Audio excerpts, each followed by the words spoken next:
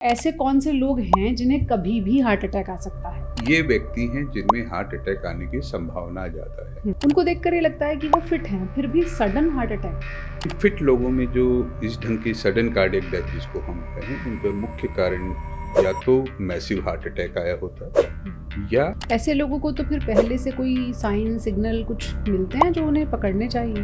पहले कोई sign symptom नहीं होते। यदि ये सारे रिस्क फैक्टर्स हैं तो संभावना ज़्यादा है, तो आपको जल्दी से इवेलुएट कराना चाहिए। ये बात कितनी सच है कि महिलाओं में सिम्टम्स कम आते हैं हार्ट अटैक के? एंजियोग्राफी होने के बाद कई चीज़ें होती हैं जो ये डिसाइड करती हैं कि मरीज के लिए स्टेंट सबसे बेहतर होगा या सर्जरी सबसे बेहतर होगी। ब्लॉकेज होती क्या है? जैसे हमारा ड्रेन पाइप होता है किचन का, उसमें कचरा जम जाता है। आज करेंगे आपके दिल की बात, यानी आपके मन में अपने दिल को लेकर जितने भी डर हैं, आपको लगता है कहीं कुछ हो तो नहीं जाएगा, मेरा दिल सलामत कैसे रहेगा, मुझे डॉक्टर के पास अचानक हार्ट अटैक लेकर तो नहीं जाना पड़ेगा। ऐसे जितने भी डर, जितने भी सवाल, जितनी आशंकाएं आपके मन में हैं, आप उन्हें सोच लीजिए। उन सब के जवाब आपको एक एक करके हम देते जाएंगे। हमारे साथ डॉक्टर शिव चौधरी हैं, जो कि CTVS सर्जन हैं, फोर्टिस एस्कॉर्ट्स हॉस्पिटल से जुड़े हुए हैं। डॉक्टर साहब, सबसे पहले तो हर आदमी आजकल ये डरा हुआ है कुछ वीडियोस देखकर, कुछ खबरें देखकर कि कभी भी मुझे हार्ट अटैक आ सकता है। तो ऐसे कौन से लोग हैं जिन्हें कभी भी हार्ट अटैक आ सकता है? नमस्कार। पूजा जी, ये कहना कि इस व्यक्ति को हार्ट अटैक नहीं आएगा, ये झूठ है। वर्चुअली जो पैदा हुआ है कोई भी व्यक्ति, उसको हार्ट अटैक आ सकता है। पर हाँ, हम ये कह सकते हैं कि ये व्यक्ति हैं जिनमें हार्ट अटैक आने की संभावना ज़्यादा है। तो उस कैटेगरी में यदि हम देखें तो वो पेशेंट, वो लोग जो हाइपरटेंसिव हैं, जिनका वजन जिनका ब्लड प्रेशर बढ़ा हुआ है, जिनका वजन ज़्यादा है, जिनको ठीक से स्लीप नहीं मिलती, जो स्ट्रेसफुल लाइफ जीते हैं, स्मोकर हैं और जिनमें हार्ट अटैक की फैमिली हिस्ट्री है, यानी पेरेंट या उनके सिबलिंग्स में किसी में हार्ट की बीमारी है, तो ये वो व्यक्ति हैं जिनमें हार्ट अटैक आने के चांसेस ज़्यादा हैं। पर ये कहना कि कोई ऐसी कैटेगरी है जिनको आने की संभावना शून्य है, वो तो अतिशयोक्ति है। जैसे आपने कहा कि जिन लोगों को खतरा ज़्यादा है, वजन ज़्यादा है, हाइपरटेंसिव है, BP है, अब ऐसे हमें विजुअल्स याद आ रहे हैं जो देखने में सो कॉल्ड फिट दिख रहे थे। यंग लोग थे, कोई जिम में था, कोई डांस कर रहा था, कोई ट्रेडमिल पर दौड़ रहा था, कोई रनिंग कर रहा था। उनको देखकर ये लगता है कि वो फिट हैं, फिर भी सडन हार्ट अटैक। इसीलिए मैंने कहा ना कि ये कहना कि हार्ट अटैक आएगा ही नहीं, वो तो संभव नहीं है। पर आजकल जिन व्यक्तियों के बारे में आप चर्चा कर रहे हैं, सडन हार्ट अटैक, और जिसके खास करके सोशल मीडिया पे विजुअल्स ज़्यादा आते हैं, जो अपरेंटली बिल्कुल फिट होते हैं, उनमें सडन जो डेथ होती है हार्ट अटैक की वजह से, मतलब हार्ट अटैक है या और भी कोई कारण है उसकी वजह से, तो हाँ, ये भी कैटेगरी ज़्यादा बड़ी होती जा रही है। उसका मुख्य कारण ये है कि एक भी एपिसोड कहीं पर होता है तो पूरे दुनिया में सर्कुलेट हो जाता है। यदि सारे हम total cumulative number heart attack आने वाले मरीजों का देखें और ये कैटेगरी देखें, तो ये बहुत ही छोटी मिन्यूस्क्यूल सी कैटेगरी होगी। मतलब यदि ऑर्डिनरी हार्ट अटैक यदि 1 लाख लोगों में आता है, तो ये सडन वाली जो है संख्या जो 1 या 2 की होगी, परंतु ये ज़्यादा ड्रामेटिक होता है और ऐसे लोगों में आता है जिनमें संभावना नहीं होती, ऐसी जगह पर आता है जहाँ पर बहुत सारे स्पेक्टेटर्स या देखने वाले होते हैं। तो ये, और फिर ये सोशल मीडिया को या दूसरे लोगों के लिए देखने का इंटरेस्ट इनमें ज़्यादा होता है बजाय रूटीन हार्ट अटैक के पेशेंट। इनमें से बहुत सारे लोगों की हमें तो नहीं मालूम कि मेडिकल हिस्ट्री कोई रही होगी, तो एक वेग सा सवाल है कि ऐसा क्यों हो रहा है कि दिख तो फिट रहे हैं लेकिन विजुअल दिखा रहा है कि अचानक गिर गए। दो जो अपरेंटली फिट लोगों में जो इस ढंग की सडन कार्डियक डेथ जिसको हम कहें, उनका मुख्य कारण या तो मैसिव हार्ट अटैक आया होता है या फिर उनको सडनली एरिथमिया, कुछ हार्ट की एरिथमिया होती है। नॉर्मली हमारा हार्ट बिल्कुल रिदमिकली बीट करता है, जिससे कि ब्लड आगे पंप होता है, पर कभी कभी ये रिदम खो जाती है, जिसको हम वेंट्रिकुलर फिब्रिलेशन कहते हैं। तो ऐसी कंडीशन में फाइनल आउटकम डेथ होता है यदि उसको ठीक से रिससिटेट नहीं किया जाता। तो दूसरा कारण वेंट्रिकुलर फिब्रिलेशन, जो कि हार्ट अटैक की अलावा भी वेंट्रिकुलर फिब्रिलेशन हो सकता है, वो कारण हो सकता है। उसके कुछ सबस्ट्रेट होते हैं जिसमें कि एक बीमारी होती है हाइपरट्रॉफिक ऑब्स्ट्रक्टिव कार्डियोमायोपैथी। तो ये कॉमन बीमारी होती है एथलीट्स वगैरह में, जो सडन कार्डियक डेथ होता है उसमें अंडरलाइंग कॉज यूजुअली यही होता है। मैं ये नहीं कहता कि दूसरे कारण नहीं होते, पर उनमें ये कॉमन कारण होता है। तो इस बीमारी को आसान भाषा में क्या, हाइपरट्रॉफिक ऑब्स्ट्रक्टिव जो हमारा पंपिंग चैम्बर होता है उसके रास्ते में रुकावट आ जाती है। तो रुकावट आने की, सिर्फ रुकावट ही नहीं आती, ये टिश्यू अब नॉर्मल मसल्स होती हैं, तो इनके कारण हार्ट की रिदम भी कभी कभी एकदम से हेवाई हो जाती है, गड़बड़ा जाती है, जिससे वेंट्रिकुलर फिब्रिलेशन डेवलप हो जाता है, हार्ट की रिदम खत्म हो गई, पंपिंग खत्म हो गई और अल्टीमेटली मरीज की मृत्यु हो जाती है। ऐसे लोगों को तो फिर पहले से कोई साइन सिग्नल कुछ मिलते हैं जो उन्हें पकड़ने चाहिए?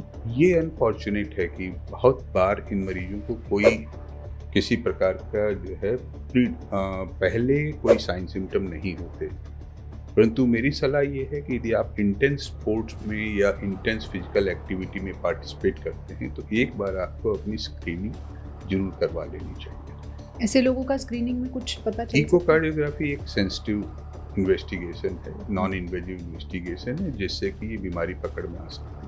डॉक्टर साहब, आजकल हम सुन रहे हैं एक नया टेस्ट आया है CT एंजियोग्राम, जिसको लेकर अक्सर ये सलाह दी जाती है कि अगर आप इसे एक बार करा लें तो आपका 5 साल तक का जो रिस्क है आपको पता चल जाएगा और फिर 5 साल तक आप आराम से रह सकते हैं। इसके बारे में स्वीपिंग स्टेटमेंट देना या उसको इंटरप्रेट करना गलत होगा। एक यूजफुल टूल है, परंतु सभी के लिए उपयुक्त नहीं है।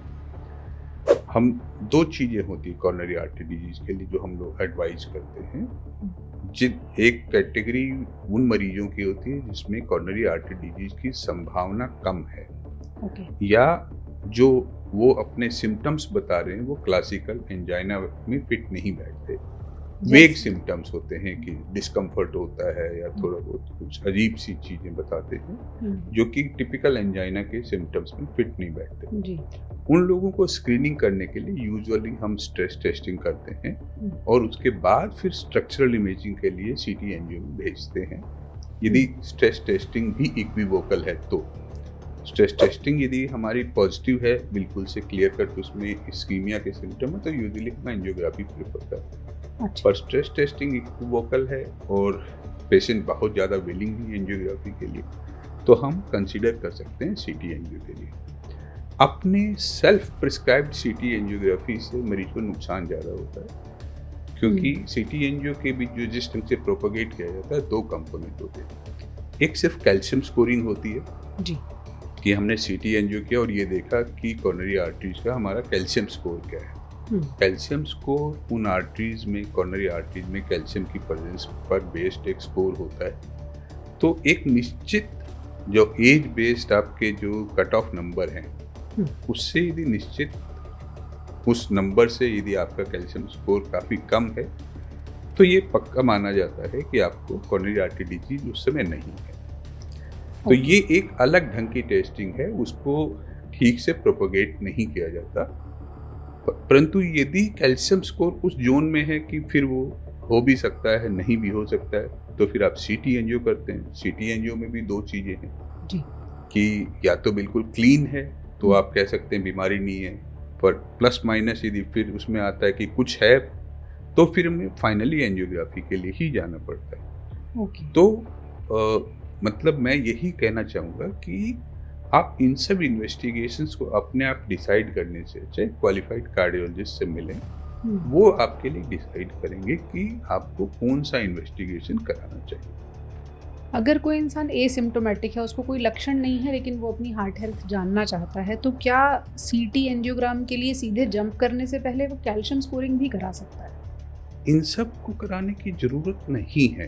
पहले आप अपना रिस्क स्ट्रेटिफिकेशन करके देखिए कि आपकी उम्र कितनी है, फैमिली हिस्ट्री है कि नहीं है, आपका वेट कितना है, ब्लड प्रेशर कितना है, आप स्मोकिंग तो नहीं करते, ज़िंदगी में स्ट्रेस कितनी है, स्लीप आपको अवेलेबल है कि नहीं, डायबिटीज़, जो मैं अभी पिछले मेरे स्टेटमेंट में मैं डायबिटीज़ को मेंशन करना भूल गया, डायबिटीज़ है कि नहीं है। यदि ये सारे रिस्क फैक्टर्स हैं तो संभावना ज़्यादा है, तो आपको जल्दी से आपको इवेलुएट कराना चाहिए। ये सब फैक्टर नहीं है तो संभावना कम है। और इसके साथ साथ इम्पॉर्टेंट चीज़ ये भी है कि सीधे सीटी एंजियो पर जंप करने से पहले और भी टूल्स हैं जो कि यूजफुल हैं और जिसमें रेडिएशन का भी कोई खतरा नहीं है। टीएमटी एक हमारा एज ओल्ड टूल है जिसको यूज करते आए हैं हम लोग। तो टीएमटी भी करीब 90%, 85 से 90% सेंसिटिव है यदि आपको सिग्निफिकेंट कॉर्नरी आर्टरी डिजीज है। सिग्निफिकेंट का मतलब ये है कि आपके आर्टरीज में रुकावट है और वो इतनी रुकावट है कि वो आपकी हार्ट की हेल्थ को इम्पैक्ट कर रही है। क्योंकि as such coronary artery disease आप देखेंगे तो सभी लोगों के आर्टरीज में कुछ न कुछ ब्लॉक होता है, पर वो सिग्निफिकेंट है कि नहीं, इसको एसेस करने के लिए हमें टीएमटी या स्ट्रेस इकोकार्डियोग्राफी हम कर सकते हैं। तो वो रास्ते भी हैं। उसके बाद फिर बचता है कि जो है हमें सीटी करके कैल्शियम स्कोरिंग करनी है कि नहीं करनी। पर हाँ, यदि बहुत जल्दी में है और आप अपना स्ट्रेस लेवल कम करना चाहते हैं, बिल्कुल एंशियस आप, तो it's not a bad tool. But मेरी फिर भी यही सलाह है कि आप अपने डॉक्टर की सलाह से इस टेस्ट को करवाएं। ओके डॉक्टर साहब, अक्सर लोग इस बात में कंफ्यूज रहते हैं कि एसिडिटी का पेन है। हार्ट का पेन तब होगा अगर बाईं तरफ दर्द है, दाईं तरफ है तो एसिडिटी होगी, बाईं तरफ जो भी दर्द है वो हार्ट अटैक होगा। कैसे लोग पहचानें?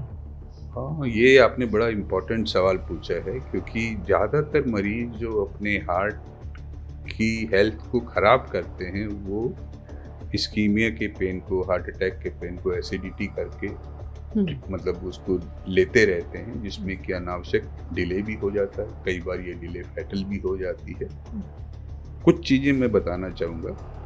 एक हार्ट का दर्द कहाँ हो सकता है। पहली चीज़ ये कि हार्ट का दर्द हिप से लेकर जॉ तक कहीं भी हो सकता है। तो पता करना बहुत मुश्किल है। हाँ, ये आप जो कह रहे हैं सही है। तो लोकेशन बहुत मतलब वो इफेक्टिव टूल नहीं है ये कहने के लिए कि दर्द यहीं पर होगा तो हार्ट का है, यहाँ पर है तो नहीं है। जो क्लासिकल दर्द जो लोग बताते हैं कि बाईं तरफ चेस्ट में हुआ और आर्म में गया, लेफ्ट आर्म में गया, वो 10 से 15% मरीजों में ही होता है। तो उस सिम्टम को ही हार्ट का सिम्टम मानने की भूल नहीं करें। इम्पॉर्टेंट चीज़ ये है कि करेक्टर कैसा हो, पेन कैसे इंड्यूस्ड हुआ है। यदि हम एंजाइना पेन की बात करें तो angina pain usually effort induced होता है या मील्स के बाद होता है। तो आप यदि 1-2 बार आपको दर्द होता है तो आप नोटिस करिए कि वो दर्द किस चीज़ से प्रेसिपिटेट होता है। एक्टिविटी से हुआ है और आपने एक्टिविटी बंद कर दी, पेन में आराम मिल गया, तो एंजाइना का हो सकता है। यानी आपको सीढ़ी चढ़ने पे हुआ और आप बैठ गए उसमें दर्द हुआ और आप बैठ गए, दर्द खत्म हो गया, तो एंजाइना के पेन होने की संभावना ज़्यादा है। ऐसे ही आपने हैवी मील किया और जो है आधे घंटे के बाद आपको दर्द होना चालू हो गया, क्योंकि मील्स के बाद हमारे इंटेस्टाइन का सर्कुलेशन काफ़ी बढ़ जाता है और उसके लिए हार्ट को एक्स्ट्रा मेहनत करनी पड़ती है, तो एंजाइना का पेन प्रेसिपिटेट हो सकता है। एंजाइना क्या होता है? एंजाइना एक टर्म है कि यदि हार्ट की जो ब्लड सप्लाई है उसमें कमी आने के कारण जो मसल्स में जो तकलीफ होती है, जो बाहर मैनिफेस्ट करती है दर्द के रूप में, वो एंजाइना है। यानी हार्ट दर्द या बेचैनी, मैं दूसरा शब्द यूज करूंगा, बेचैनी, कि दर्द या बेचैनी हार्ट की मसल्स को ब्लड सप्लाई में कमी होने की वजह से जो होती है वो एंजाइना है। यानी हार्ट अटैक से पहले का सिग्नल है वो? हाँ, शुरुआत वहीं से होती है। ज़्यादातर लोगों में शुरुआत वहीं होती है, पर कभी कभी कुछ मरीजों में सीधे हार्ट अटैक में भी आ सकती है। दूसरी चीज़ जो एक इम्पॉर्टेंट है एंजाइना के दर्द के बारे में, इसमें यदि हम कहें फिजिकल कंपोनेंट दर्द का वो कम होता है, परंतु जो बेचैनी होती है, डर होता है, वो ज़्यादा होता है। घबराहट का कंपोनेंट जो है वो दर्द होता है। हमने सभी ने जिंदगी में कुछ न कुछ फिजिकल पेन जरूर जो है सहा होगा। जैसे पैर में चोट लगी, हमें मालूम है कि फिजिकल कंपोनेंट दर्द का क्या होता है। एंजाइना और हार्ट अटैक के दर्द में फिजिकल कंपोनेंट से ज़्यादा जो बेचैनी होती है, डर होता है, वो ज़्यादा होता है। और ख़ास करके ये है कि ये मिसकंसेप्शन है कि हार्ट लेफ्ट साइड में होता है। हार्ट एक्चुअल में बीचों बीच होता है, हमारे जो चेस्ट बोन होती है उसके बीचों बीच मतलब उसके ठीक पीछे हार्ट होता है। तो मोस्ट मतलब जो हार्ट का मेन बल्क होता है वो बीचों बीच होता है, वो थोड़ा सा पार्ट लेफ्ट साइड में होता है ज़्यादा। तो दिल का दर्द दाईं तरफ भी हो सकता है? दाईं तरफ भी हो सकता है, नेक में भी हो सकता है, बैक में भी हो सकता है, जॉ में होता है, दांतों में जो है दर्द हो सकता है, और ग्लूटियल रीजन में भी हो सकता है, मतलब हिप्स में उसमें भी दर्द हो सकता है। ये बात कितनी सच है कि महिलाओं में सिम्टम्स कम आते हैं हार्ट अटैक के? तो ऐसा कोई बहुत इस्टेब्लिश फैक्ट तो नहीं है, बस ये मैं कह सकता हूँ कि वो अपने थोड़े दर्द को या कुछ उनकी टॉलरेंस बेटर होती है, और जैसे हमारी सोशियो इकोनॉमिक स्ट्रक्चर हो, हमारी सोसाइटी की स्ट्रक्चर है, महिलाएं यूजुअली अपनी प्रॉब्लम को एग्जैजरेट नहीं करती या उनके ऊपर ध्यान नहीं दिया जाता, तो वो लेट डिटेक्ट होती हैं, देर से डिटेक्ट होती हैं। सिम्टम्स उनको भी आते हैं? सिम्टम उनको भी आते हैं। अच्छा, ये कहना कि महिलाओं में सिम्टम्स नहीं आते या मेनोपॉजल मेरी ऐसी कोई अपनी अंडरस्टैंडिंग नहीं है कि महिला हैं तो आप दर्द से प्रोटेक्टेड होंगी। टॉलरेंस की वजह से हो सकता है, ध्यान देने की भी कि कौन ध्यान उन पर दे रहा है उस पर भी। डॉक्टर साहब, एक बार पता चल गया कि ब्लॉकेज है तो अक्सर हमने देखा है सबसे ज़्यादा सेकंड ओपिनियन इस बात के लिए लिए जाते हैं कि स्टेंट डलेगा या बाईपास सर्जरी होगी। मरीज़ पहले नॉन इन्वेजिव कार्डियोलॉजी में जाता है, फिर सर्जन के पास जाता है, फिर वो कंफ्यूज हो जाता है। तो क्या ये तय किया जा सकता है कब स्टेंट डलना चाहिए, कब बाईपास होना चाहिए? ये डिसीजन आपकी एंजियोग्राफी के बाद ही हो पाता है। एंजियोग्राफी होने के बाद कई चीज़ें होती हैं जो ये डिसाइड करती हैं कि मरीज के लिए स्टेंट सबसे बेहतर होगा या सर्जरी सबसे बेहतर होगी। उसमें सबसे इम्पॉर्टेंट चीज़ है कि कितनी आर्टरीज में ब्लॉक है, ब्लॉक की नेचर क्या है, वो आर्टरीज के मुंह पर ही शुरुआत है, मतलब बंद हो गया है, या आर्टरी के बीच में जाकर है। यूजुअली जैसे नंबर ऑफ आर्टरीज पे मैंने कहा, 1 या 2 आर्टरीज में बीमारी है तो ज़्यादातर कार्डियोलॉजिस्ट और सर्जन स्टेंट को प्रीफर करेंगे, वो उसी के एडवाइस देंगे जी। 3 आर्टरीज में रुकावट है तो ज़्यादातर लोगों का ओपिनियन सर्जरी के फेवर में होगा। ऐसे ही मैंने कहा लोकेशन कहाँ पर है, यदि आर्टरी के मुंह पर रुकावट है तो स्टेंट में रिजल्ट बहुत अच्छे नहीं आते हैं, उन केसेस में सर्जरी एडवाइजेबल। यानी आर्टरी अगर अपने मुंह से ही ब्लॉक है, हाँ, मुंह पर रुकावट आ जाती है तो उनमें स्टेंट यूजुअली लोग नहीं करते हैं। फिर हार्ट का फंक्शन कैसा है, यदि हार्ट का पंपिंग पावर नॉर्मल है तो उस कंडीशन में स्टेंट भी किया जा सकता है, परंतु हार्ट का फंक्शन कम हो गया है तो ऐसी कंडीशन में जो है सर्जरी के रिजल्ट बेटर होते हैं। यदि मरीज को कुछ इस प्रकार की कंडीशन है कि जिसमें सर्जरी नहीं कर सकते, मान लीजिए कि और कोई बीमारी है, अनकंट्रोल्ड डायबिटीज़ है या COPD लंग्स की बीमारी है या कुछ कैंसर है, मतलब वो बहुत या एडवांस एज है, उन सब कंडीशन में सर्जिकल रिस्क के कारण लोग स्टेंट को प्रीफर करते हैं। परंतु एवरेज पेशेंट जिसमें कि सर्जिकल रिस्क नहीं है, बाकी दूसरी चीज़ों से सर्जरी और स्टेंट के बीच में डिसीजन लिया जाता है। 2 स्टेंट, 3 स्टेंट, 4 स्टेंट, कितने भी स्टेंट डलवाए जा सकते हैं? ऐसे कोई नंबर से फिक्स नहीं है कोई चीज़, परंतु ये मान के चलिए कि स्टेंट की भी अपनी एक ब्लॉकेज रेट होती है जी। मान लीजिए हम एवरेज मान के चलें कि एक स्टेंट की ब्लॉकेज रेट 5% एवरी ईयर है। अच्छा, स्टेंट भी धीरे धीरे ब्लॉक होने लगता है? मतलब एक संभावना तो स्टेंट में ब्लॉक की होती है जी। तो यदि एक स्टेंट है तो उस मरीज को सिर्फ 5% चांस ये है कि वो साल में वो स्टेंट ब्लॉक होगा। पर सपोज 4 स्टेंट हैं उस मरीज में तो कितनी संभावना होगी? 20% संभावना है कि उसका एक स्टेंट 1 साल में ब्लॉक हो जाएगा। तो इन जनरल प्रिफर ये किया जाता है कि 2 स्टेंट तक स्टेंट इज वेलकम, पर उसके बाद जो है सर्जरी ज़्यादा हो, मतलब प्रिफर्ड है। दूसरा ये भी देखा गया कि इन मरीजों में जिनमें मल्टीपल स्टेंट की रिक्वायरमेंट है, यदि सर्जरी करी जाती है तो रिपीट हॉस्पिटलाइजेशन कम होते हैं और क्वालिटी ऑफ लाइफ भी बाद में अच्छी रहती है, री इंटरवेंशंस कम होते हैं। मरीज और मरीज के रिश्तेदार अक्सर कितने % ब्लॉकेज है इस पर वो सोचते हैं कि 90% से ज़्यादा ब्लॉकेज है तो फिर तो तुरंत स्टेंट डलवाने या जो भी सर्जरी करवानी है। 50-60% ब्लॉकेज है तो अभी चल सकता है मामला, ऐसा कुछ मरीज के Calculation घर है? वाले ही नहीं हैं, ये तो वेल एस्टेब्लिश गाइडलाइंस हैं, साइंटिफिक गाइडलाइंस हैं। जी। लेफ्ट मेन आर्टरी को छोड़ दें तो बाकी सारी आर्टरीज में यदि 75% से ज़्यादा ब्लॉकेज है तो इंटरवेंशन करते हैं। लेफ्ट मेन जो आर्टरी होती है उसमें यदि 50% से ज़्यादा यदि ब्लॉकेज है तो उसमें करते हैं। तो इसमें ये डिसीजन घर वाले की डिसाइड करें, मेरे ख्याल से उचित नहीं होगा। ये तो डॉक्टर आपको सलाह दे सकते हैं कि इन आर्टरीज में इतना ब्लॉकेज है तो ये करना चाहिए। कुछ ऐसे भी कंडीशंस होते होंगे जिनमें ब्लॉकेज दिखती है लेकिन ना स्टेंट की ज़रूरत पड़े ना सर्जरी की और दवाओं से ही ब्लॉकेज खोली जा सके, ऐसा हो सकता है? हाँ, ये लेट मी क्लैरिफाई, एक बार ब्लॉक होने के बाद कोई दवाई, अभी तक कोई ऐसी प्रूवन मेथडोलॉजी नहीं है जिससे कि उनको खोला जा सके। जो मेडिकेशन हम देते हैं सिर्फ उसका इफेक्ट कम करने के लिए और उसके सिम्टम्स को कम करने के लिए दी जाती है। ब्लॉक तो खोलने वाली कोई दवाई अभी तक दवाओं से ब्लॉक नहीं खुल सकता? ब्लॉक नहीं खुलता है। ये हटा दीजिए दिमाग से कि हम ये दवाई खा लेंगे तो आज जो हमारा ब्लॉक 90% है वो कल 70% हो जाएगा, ये गलत धारणा है। कुछ लोग क्लेम करते हैं पर अभी तक उन्होंने साइंटिफिक तरीके से रिसर्च करके अपने रिजल्ट या इसका एविडेंस प्रोड्यूस नहीं किया है, तो हम मान के यही चलते हैं कि नहीं होता है। कुछ एक ऑल्टरनेटिव ट्रीटमेंट हैं जो ये दावा करते हैं कि दवाओं से हम ब्लॉक खोल देंगे, और कुछ मरीजों को भी लगता है कि अच्छा अभी तो परसेंटेज उतना नहीं है, कोलेस्ट्रॉल मेरा इतना ज़्यादा नहीं है, मैं एक्सरसाइज करूँगा तो ये सब ठीक हो जाएगा। एक बार ब्लॉक डिटेक्ट हो गया तो ये ऑल्टरनेटिव मेडिसिन या फिर एक्सरसाइज कितना मदद करती है? पहली चीज़ तो ये मान के चलिए कि सारे ब्लॉक्स को ट्रीटमेंट की ज़रूरत नहीं है।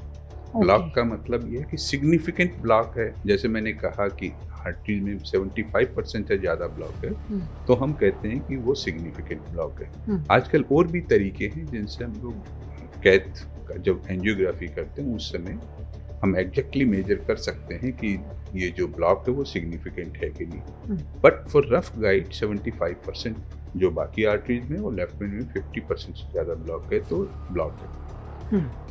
यदि इससे ज़्यादा है तो आपको उसका इलाज करना चाहिए। इलाज में 3 आम से इलाज की, एक सर्जरी जैसे हम लोग सब जानते हैं बाईपास ऑपरेशन, दूसरा स्टेंट वो भी काफ़ी कॉमन है, तीसरा है मेडिकल मैनेजमेंट। जी। मेडिकल मैनेजमेंट भी एक वेल एस्टेब्लिश थेरेपी है।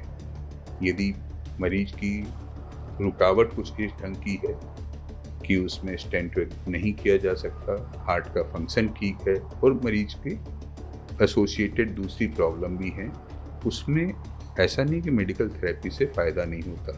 उसमें मेडिकल थेरेपी दी जाती है, दवाई दी जाती है, पर ये मेडिकल थेरेपी से उसका ब्लॉक कम नहीं होता है।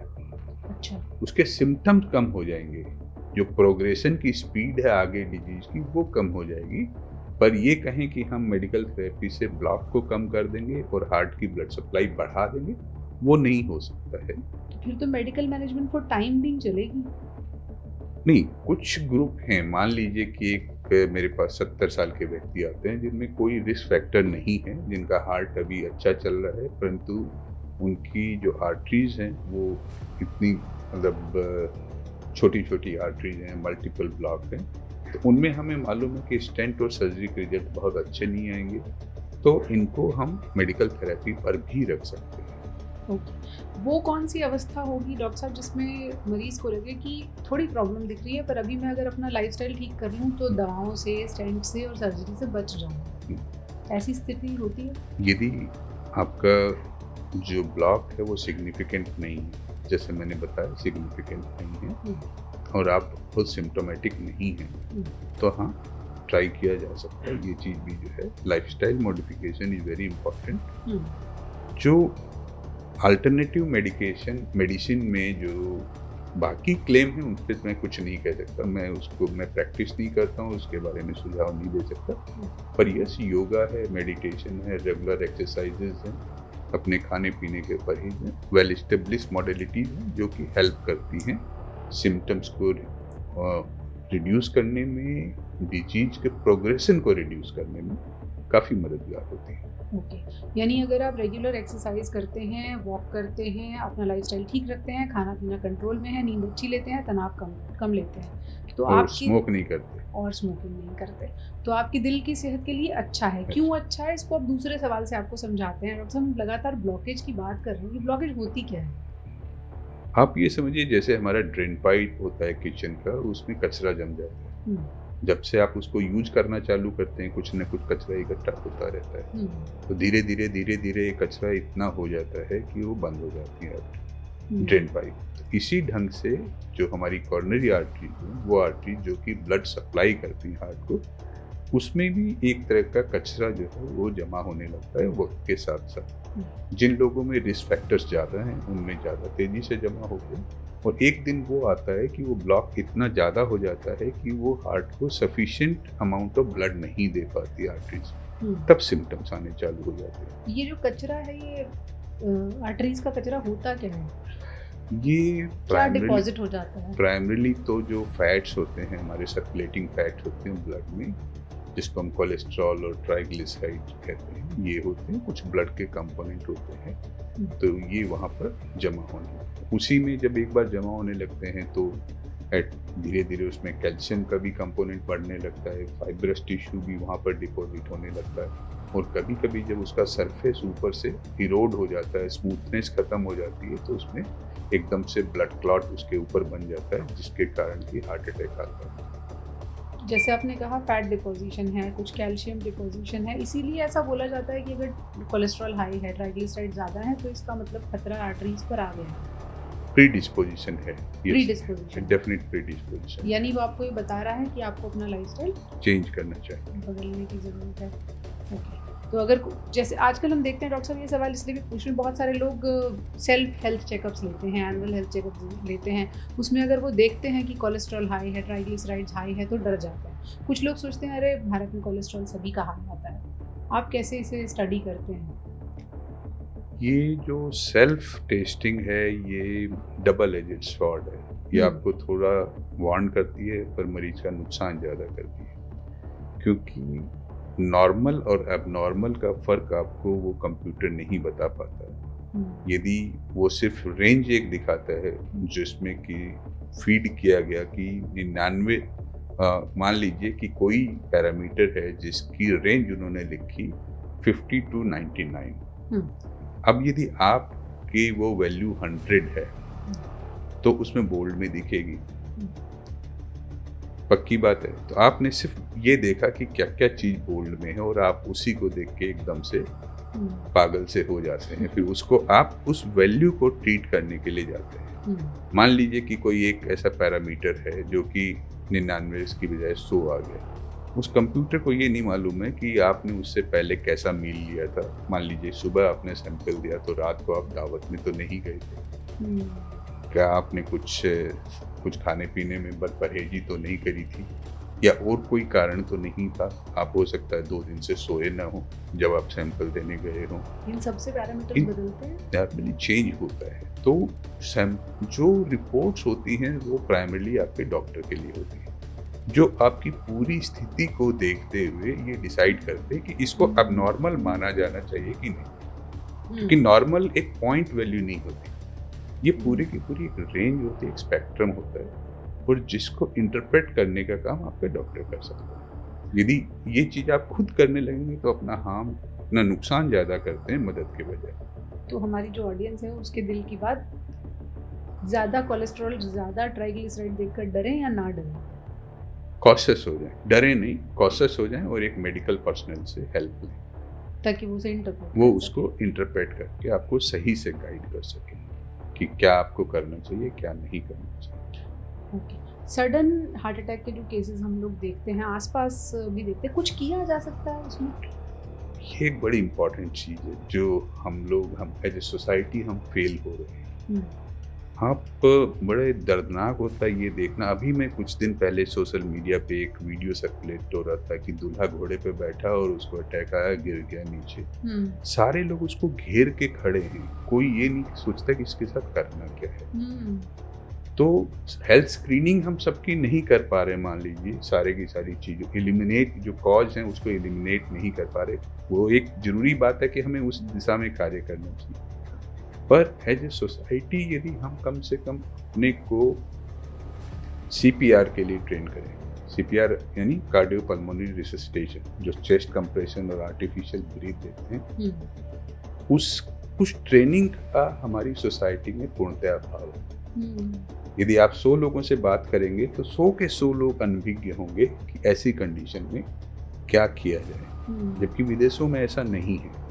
स्कूल हेल्थ से उनको CPR सिखाया जाता है, सारे के सारे गवर्नमेंट एम्प्लॉइज वहाँ पर CPR जानते हैं, सारे लोग जो भी पढ़े लिखे होंगे उनकी CPR की ट्रेनिंग होती है जी। तो मेरा सुझाव ये है कि हम स्कूल हेल्थ में कम से कम जो बच्चे 12 साल से ज़्यादा हैं जो CPR दे सकते हैं उनको इससे इंट्रोड्यूस करना चाहिए। हर कॉलेज ग्रेजुएट को CPR आना चाहिए।